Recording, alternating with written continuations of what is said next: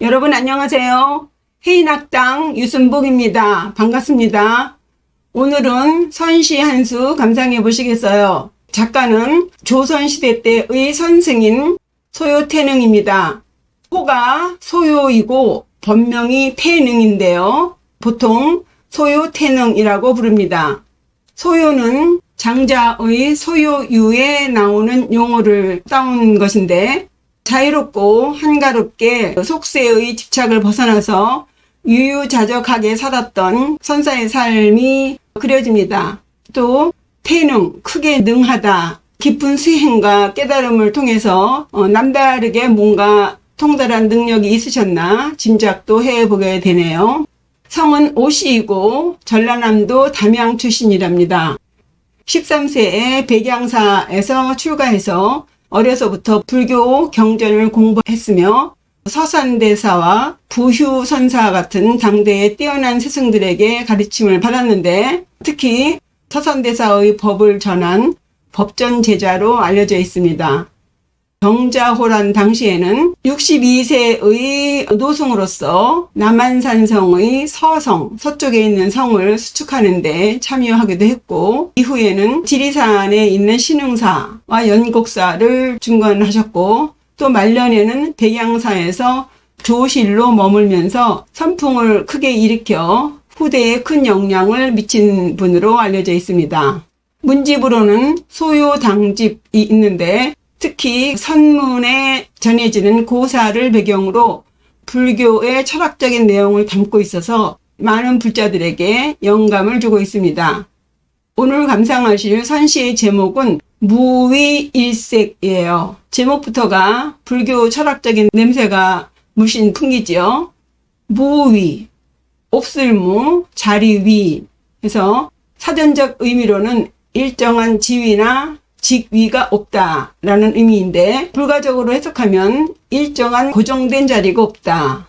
인연에 따라서 자리가 바뀌어진다는 의미와 함께 한때 개그맨이 유행시켰던 그때그때 달라요 라는 의미로도 해석할 수 있겠습니다.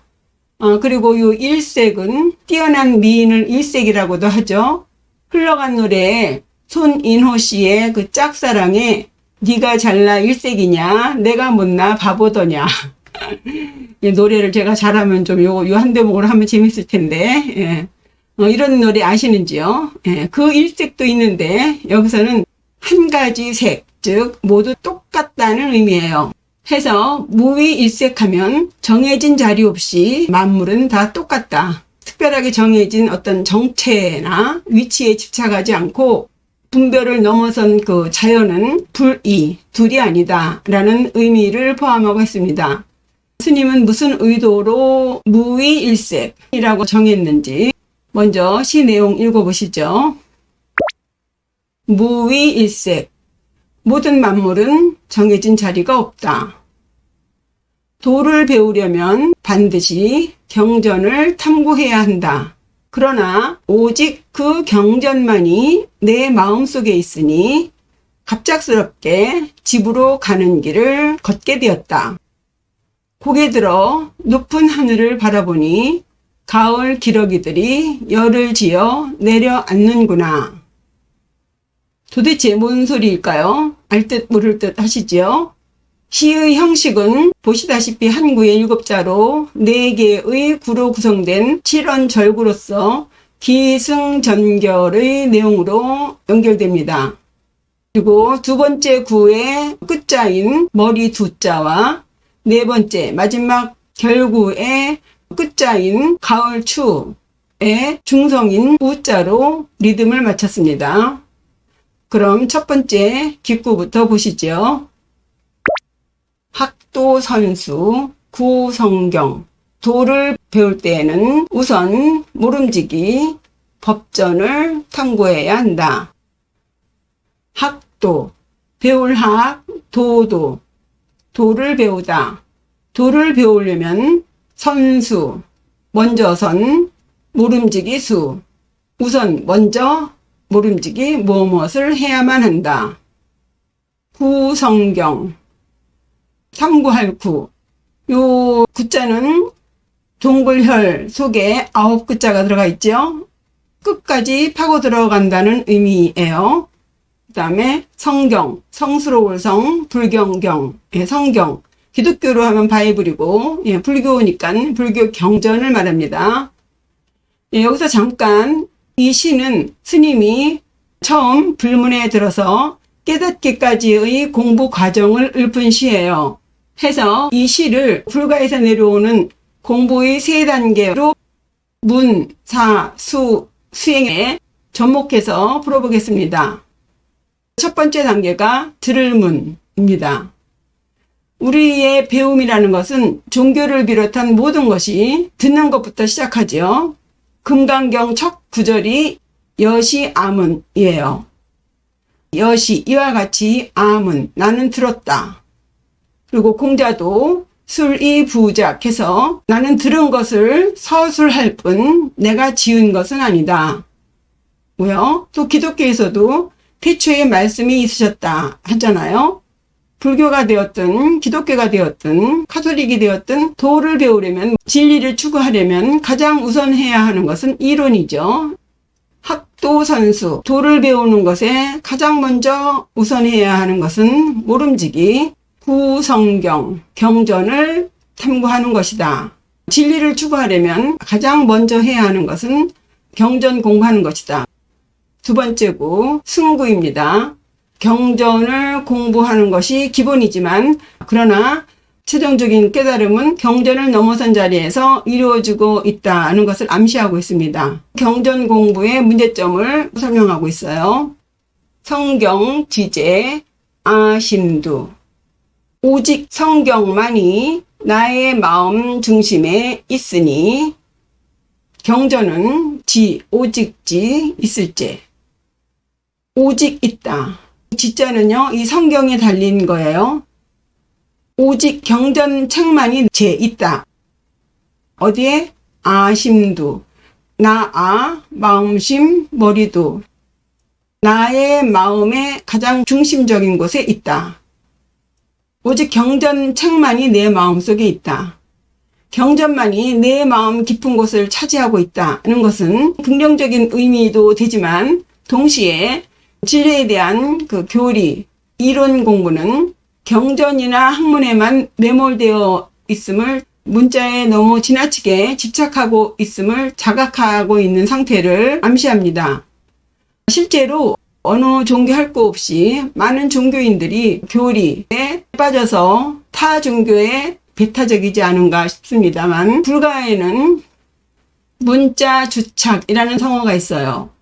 지나치게 문자에 집착함으로써 본질을 놓치는 상태를 경고하는 성어죠.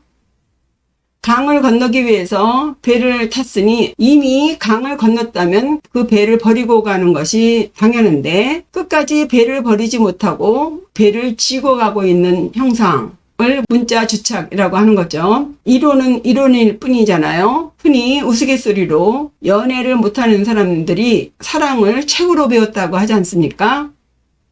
논어에도 학이 불사즉 망, 배우기만 하고 생각하지 않으면 즉 멍청하고, 사이 불학 즉 태, 생각만 하고 배우지 않으면 즉 위태롭다는 구절이 있습니다. 혹은날 융통성 없이 공자왈 명자왈만 하니 답답한 사람이 되는 것이고, 또 배우지도 않고 생각만 하면서 하룻밤에 20층짜리 빌딩을 세우는 사람을 위험하다 하지 않을 수 없죠. 배우기만 하면 안 되고 생각만 해서도 안 된다. 학문과 사색은 균형 있게 병행해야 한다. 나아가서 진정한 깨달음은 지식이나 교리만이 아니라 사색을 통해서 찾아야 한다예요. 학문이라고 하잖아요. 배울 학, 물을 문. 배웠으면 생각을 해서 의문 나는 것을 풀어야죠. 그것이 바로 이 두 번째의 공부 단계인 성경 지제 아심두. 경전 책만이 내 마음자리에 있다. 내 마음 중심에 있어서는 안 된다는 것을 자각하는 구절입니다. 그래서 공부의 단계로 보면 생각사, 배운 것을 생각하면서 성찰해야만 한다는 것이죠. 이것은 불가에서 선학으로 설명합니다. 교학이 경전 중심의 교리를 연구해서 진리에 접근하는 방법이라면, 선학은 교학을 통해서 배운 것을 바탕으로 직관적이고 내면적인 체험을 통해서, 즉 이목고라는 사색의 체험을 통해서 스스로 직접 진리를 찾아가는 방법입니다. 정리하면 교학은 이론적인 토대를 제공하고, 선학은 그 이론을 사색 속에서 체험하고 실천하는 것이죠. 이로써 선사는 이 앞 두 구절을 통해 학문적인 교리 공부가 물론 중요하지만 그 이론에 빠져서는 안 된다. 교학과 선학을 상호 보완함으로써 이후 그 밑거름으로 인해서 획기적으로 실천 수행하는 방향으로 전환하게 되었음을 읊고 있습니다. 세 번째, 전구예요. 반전입니다. 예상 밖의 전개로 새로운 시각을 제시하죠. 이 시의 핵심 메시지를 암시하고 있습니다. 매견, 답착, 가중로. 문득 갑자기 집으로 가는 길을 걷고 있다. 맥연. 이 맥자는 갑자기라는 뜻인데요. 이 연자는 형용사로서 이제 그럴 연인데, 여기서는 부사적으로 특정 상태나 상황을 강조하는 역할로 쓰였습니다. 그래서 맥연하면 갑작스럽게, 돌연히, 문득이라는 뜻이에요. 오직 경전책만 내 마음의 그 중심에 놓지 않고 이목고라고 하는 사색의 과정을 통해서 갑자기 깨닫게 된 것이죠. 그러면서 문득 앞으로의 진로를 결정하게 되는 자신의 변화를 표현한 시어입니다. 답착, 발불답, 우리가 답사간다 그러죠. 이 착자는 방향이나 위치를 나타내는 조사의 역할로서 어디로 어디에 밟고 가다의 의미인데, 중국어로는 부사적인 조사로 몸 하고 있는 중이다의 의미도 있습니다. 어쨌든 물리적으로 길 위에 발을 딛는 동작인데요. 상징적으로 어떤 중요한 결단을 내려서 실행에 옮겨가는 과정을 표현하고 있죠. 그래서 매견답착하면은 갑자기 어디로 걸어가고 있다, 걷고 있다. 가중로, 집가, 가운데 중, 길로. 집가는 당연하게 우리가 알고 있는 물리적인 공간, 집이라는 의미 이상의 철학적인 의미를 가지고 있죠. 예를 들면 심우도에서도 그 완전히 마음을 다스리게 된 단계를 기우 귀가, 소의 등을 타고 집으로 돌아간다로 설명하죠.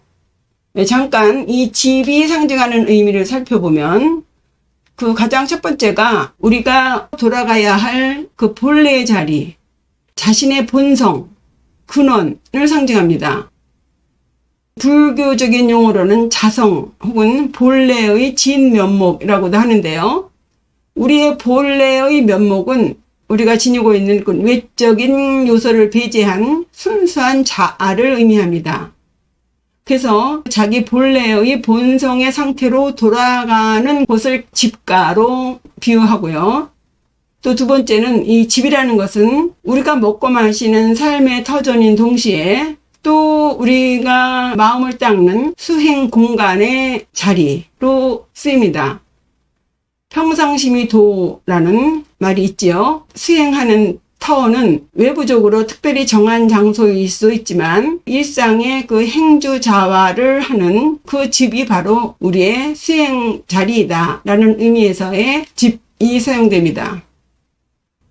그 다음에 또 세 번째로 이 집이라는 것은 긴 세월의 방황을 끝내고 돌아가야 할 최종 목적지, 진정한 평화가 깃들어 있는 안식처로서 고향의 집이라는 의미가 있고요. 또 깨달음이라는 것은 단순히 별유천지 비인간처럼 이상세계에 있는 것이 아니라 이 집이 속세이기도 하지만 깨달음의 진리가 있는 곳이다 라는 의미로 진리와 속세는 둘이 아니고 하나이다 라는 의미에서의 이 가짜가 쓰이죠. 그래서 요약하자면 이 집이라는 것은 우리 본래의 자성이고 또 마음 닦는 수행터이며 최종으로 도착해야 할 목적지이고 또 진리와 속이 함께 있는 곳이라고 정리할 수 있겠습니다. 그리고 이 가운데 중자는요, 공간적인 의미로 마음속 깊은 곳 혹은 중심이라는 의미도 되지만 여기서는 뭐뭐하는 중이라는 진행형으로 해석해서 가중하면은 집을 이제 동사로 봐서 집으로 가는 중, 즉 본성, 본래의 자리로 가는 중이라고 보겠습니다. 그 다음 길로, 길자는 단순히 물리적인 길일 뿐만 아니라 말씀드렸다시피 우리가 최종적으로 도달해야 할 목표로 향한 여정의 길인데 이 길이라는 의미 속에는 또 이 시인이 고민과 갈등을 통해서 선택하고 결정했다는 의미가 포함되어 있다고 짐작해 봅니다. 그래서 매견 답착 가중로 하면 매견 갑자기 답착 걸어가고 있다. 어디로? 가중로, 집으로 가는 중의 길을 걷고 있다. 갑작스럽게 본성을 찾는 수행을 시작하게 되었다. 그래서 이 구절은요, 앞서 공부의 단계인 첫 번째 들을 문과 두 번째 생각사를 이어서 세 번째로 수행의 수의 단계를 읊은 구절이에요. 교학과 선학으로 깨달은 것을 적극적으로 필드에 나가서 실천하는 과정을 읊은 구절입니다. 잠깐 여기서 스님이 교학과 선학을 통해서 얻게 된 깨달음의 양태를 이 구절에서 볼 수가 있는데요. 그 첫 번째가 매견이에요. 갑작스럽게 순간적으로라는 의미의 이 매견이라는 시어는 불가에서 말하는 돈오, 한순간에 깨달았다는 경험을 표현하는 시어입니다. 그리고 두 번째로 걸어가고 있다라는 답착은요, 점진적으로 꾸준히 차근차근 걸어가는 과정을 통해서 서서히 깨달음을 성취해 나가는 점수의 경험을 표현한 시어예요. 그래서 스님은 이 매견, 도노의 과정과 답착, 점수의 과정을 통해서 깨달음을 얻어 가중로, 집으로 가는 중에 길에 있다. 집에 가고 있는 것이다. 그러니까 드디어 본래의 자아와 만나는 단계로 접어들어가고 있음을 이렇게 표현했다고 보겠습니다. 불가에서는 수행자들이 각각의 성향과 능력에 따라서 깨달음으로 간다라는 의미에서 세 가지 수행의 길이라는 의미의 3승이 있습니다. 그 첫 번째는 성문승이라고 해서 소리성, 들을문, 수레승. 수레승자는 이제 수레를 타고 간다는 의미의 승이고요. 소리성, 소리를 문, 듣다. 아까 공부 단계의 첫 번째가 들을문이잖아요. 요 성문승은요, 부처님의 가르침, 법문을 듣고 수행함으로써 아라한의 경지에 도달하는 방법입니다. 그 다음에 둘째로 교리 법문을 통해서 배운 것을 바탕으로 자연의 법칙과 인연을 관찰함으로써 스스로 깨달음을 얻는 연각승 혹은 독각승이 있습니다. 그것이 매견의 단계죠. 그리고 세 번째가 보살승인데요. 자비심과 이타심을 가지고 자신뿐 아니라 모든 중생을 구제하는 방법인데요. 집으로 가는 길이라는 이 표현은요, 바로 보살의 길을 말하는 거죠. 이로써 매견과 답착은 도노와 점수의 방법으로 위로는 깨달음을 얻는다는 상부보리의 의미를 표현하였고, 또 가중로는 아래로는 중생을 구제한다는 하화 중생을 실천한다는 의미로 표현한 어구입니다. 스님은 삼승의 깨달음을 공부의 세 단계, 즉 문사수의 단계로 읊고 있는 것 같아요. 수행이 없는 깨달음은 있을 수 없죠. 학문적인 이해와 실천적인 깨달음이 통합돼야만 완전한 도에 이룰 수 있음을 이 구절로 암시하고 있습니다. 그럼 선사는 무엇을 깨달았는지, 그리고 그 깨달음을 어떻게 시적으로 표현했는지 보셔야겠죠. 네 번째 마지막 위연입니다. 회수, 장공, 낙안추. 머리 돌려 높은 허공을 보니 가을 기러기가 내려왔네. 회수, 돌회, 머리수. 머리를 돌리다. 이 머리를 돌린다는 동작은 단순히 이 머리를 돌려서 본다는 의미도 되지만, 이 스님이 깨달음을 얻고 난 뒤에 그 자신의 여정을 되돌아보는 어떤 그 성찰적인 태도로도 설명될 수 있는데요.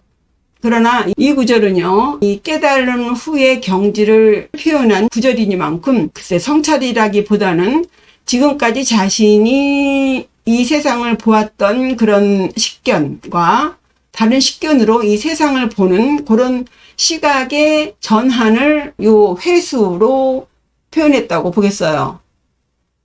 그리고 장공. 이 장자는 긴 장자인데 허공공, 하늘을 의미하는 만큼 높고 끝없는 하늘이라고 하겠죠. 즉 어떤 그 깨달은 자가 뭔가 관조하는 듯한 심리적인 상태를 나타내는 시어인데요. 장공에서 요 공자를 하늘 천자를 쓰지 않고, 그래서 장천이라고 하지 않고 빌 공자를 쓰고 있죠. 해서 지금까지의 그 무명의 상태에서 본 그 하늘이 아니라 이제 깨달음의 상태에서 본 하늘, 새롭게 뜬 눈으로 보는 그런 공을 보았다. 스님은 자신의 깨달은 상태를 광활한 하늘과 같은 그 무한함, 그리고 번뇌망상에서 벗어난 어떤 자유로운 상태라는 이미지를 요 장공으로 묘사한 것 같습니다. 그래서 회수 장공 하면 회수, 깨달은 시각으로 장공, 높고 끝없는 공을 돌아보니 낙안추, 떨어질 낙, 기러기 안, 가을추.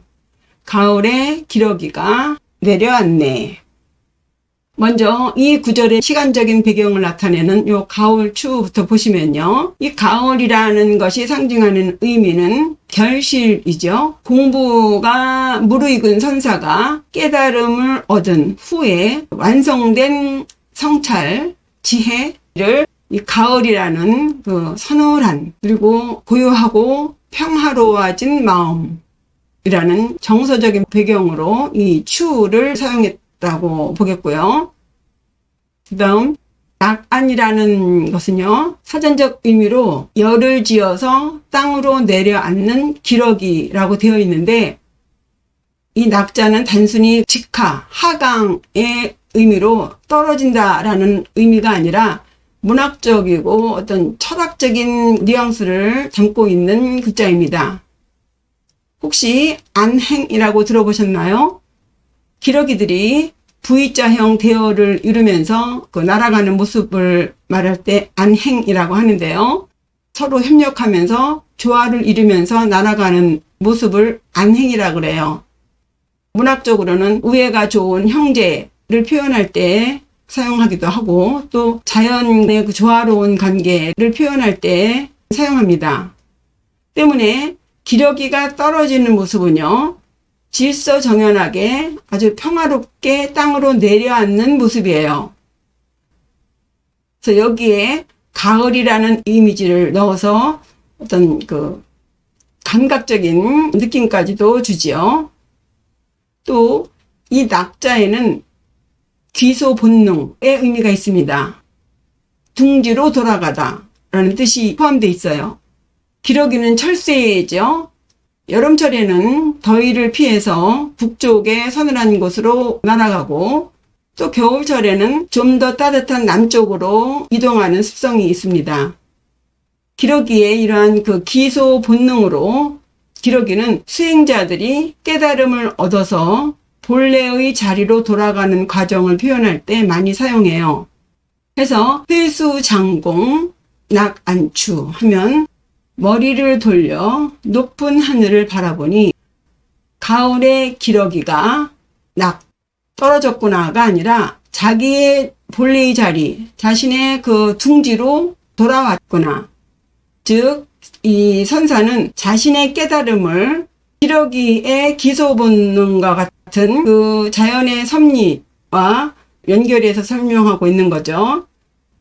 스님이 자신의 본성을 찾았듯이 이 기러기도 자기 자리로 되돌아오는구나.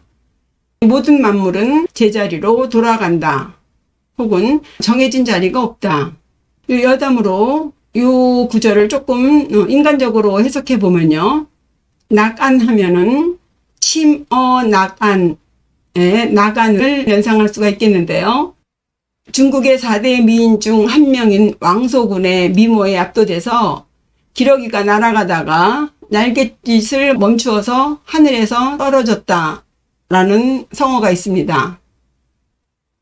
그 낙안에 연결시켜서 해석해보면 회수장공, 깨달은 후에 머리를 돌려서 다른 시각으로 높은 하늘을 보니 가을의 기러기가 날아가다가 선사의 깨달음을 보고 놀라서 감탄하며 날갯짓을 멈추어 떨어지는구나 입니다.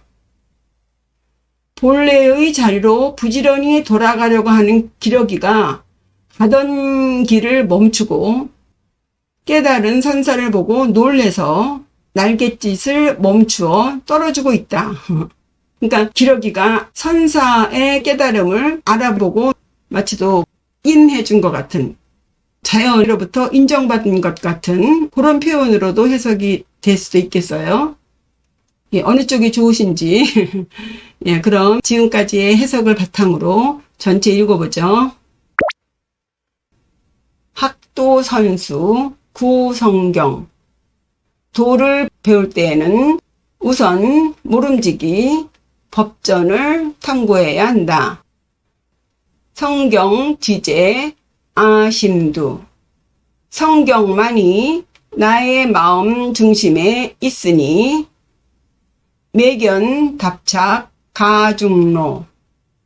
불현듯 집으로 가는 길을 걷게 되었다. 회수 장공 낙안추. 머리 돌려 높은 하늘 바라보니 가을의 기러기가 둥지를 찾아 내려앉네. 예, 이상으로 소요 태능선사의 무위일색, 세상 만물 모두 정해진 자리가 없다. 혹은 제자리로 돌아간다. 공부해 보셨습니다. 저의 해석을 바탕으로 더 멋지게 해석해 보세요. 공부에 많은 도움이 되시길 바랍니다. 구독과 좋아요, 댓글, 알림 설정 잊지 마시고요. 시청해 주셔서 감사합니다. 안녕히 계세요.